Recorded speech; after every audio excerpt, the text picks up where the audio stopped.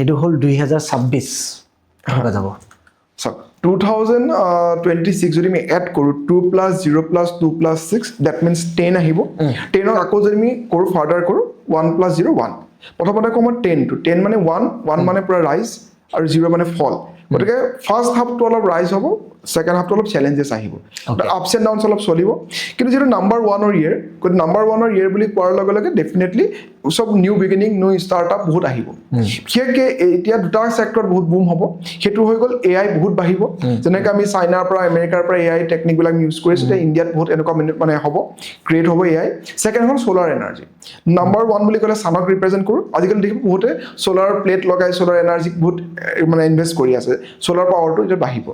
এই বছৰটো নৰমালি যদি আমি চাও সকলোৰে কাৰণে ভালে হ'ব নিউ গভৰ্ণমেণ্ট পলিচিছ আহিব যেতিয়াই মানে এই নাম্বাৰ 1 টো আহে 2017 টো যেতিয়া আহিছিল নিউ ষ্টাৰ্টআপ বহুত পলিচিছ আহিছিল গভৰ্ণমেণ্টে ঠিক আছে এতিয়া নিউ গভৰ্ণমেণ্ট পলিচিছ আহিব সব ফালৰ পৰা পজিটিভে হ'ব 2000 মানে 25 টো অলপমান ইয়াৰ অফ ক্লোজিং আছিলে ইয়াৰ অফ কমপ্লিশন আছিল বহুত নেগেটিভ বস্তু হ'ল ক্লোজ হ'ল গতিকে এই বছৰৰ ইয়াৰ অফ নিউ বিগিনিং